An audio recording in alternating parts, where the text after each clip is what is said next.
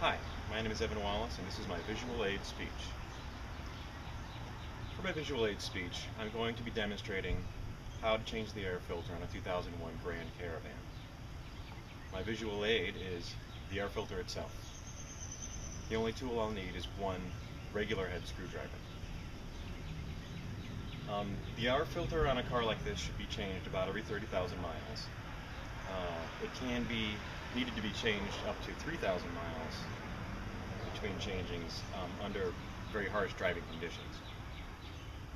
This changing of the air filter is a simple task that can be done within about 10 minutes. The first thing you want to make sure is that the car has been turned off for a while. There's a lot of metal parts around here. The engine is right here, and this is the engine compartment, so it will be quite hot, and working close to this area, it's not necessary to have the engine running, so it's a good idea to have it turned off for about 20 minutes before you start working on the air filter. Pop the hood, and the air filter compartment is located on the left or the passenger side of the car. There are two clips that need to be removed, one on the forward driver's side and one on the rear of the compartment. And they just need to be popped off, and they usually come off pretty easily. There's just two of those. Take the screwdriver and loosen the clamp that holds the large plastic hose that connects the air filter housing to the engine itself. And remove that thusly. There's also a small hose that goes to the camshaft, which I have already taken off. The air filter housing should pop up and is held securely in the back by the housing element itself. If you pull it out towards the driver's side, it should come out rather easily. Inspect the housing to see if there's any damage or any debris on the inside and clean that out as necessary.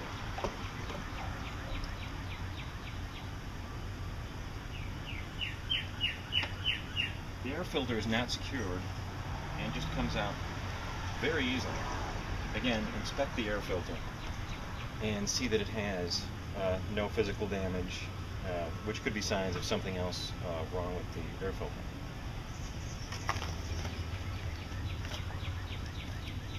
Read all the instructions that come with your air filter in the air filter box, and then you're ready to insert the new air filter directly in the opposite way that you removed the old air filter. A little bit about air filters. This is a particular brand that is good for this car, and it's not dissimilar from many air filters that have been used for quite some time now.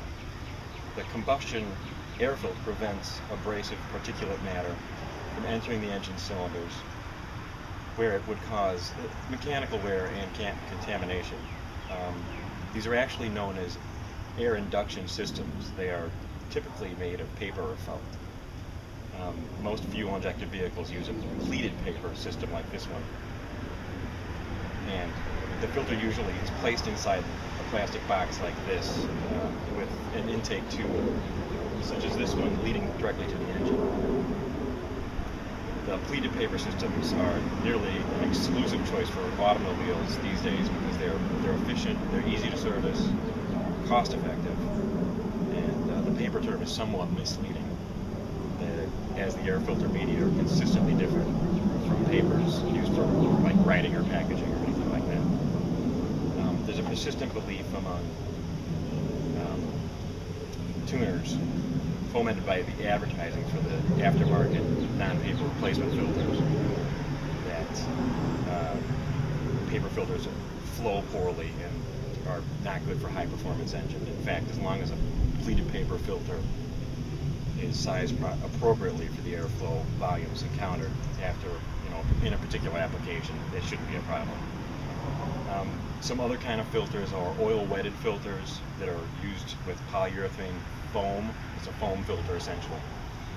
The foam was in the past widely used in air cleaning systems on small engines like lawnmowers or power equipment.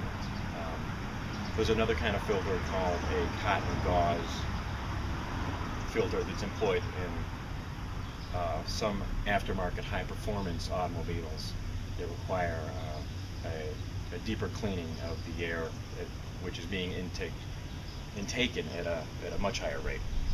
So again, here's the new air filter, and we're going to replace it in the exact same way that we removed the old air filter. It should just, unless there's anything blocking it, it should just fall right into place.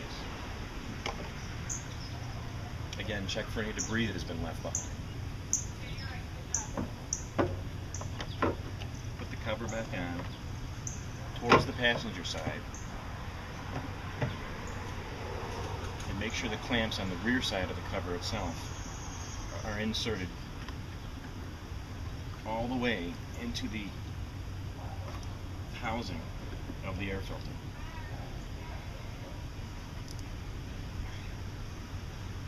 The plastic tube from the engine should go back on as easily as it came off, and then just use your regular head screwdriver to tighten the clamp securely, but make sure not to over tighten, because that could break the clamp and the air filter housing hose would fall off. Replace the camshaft tubing, and lastly,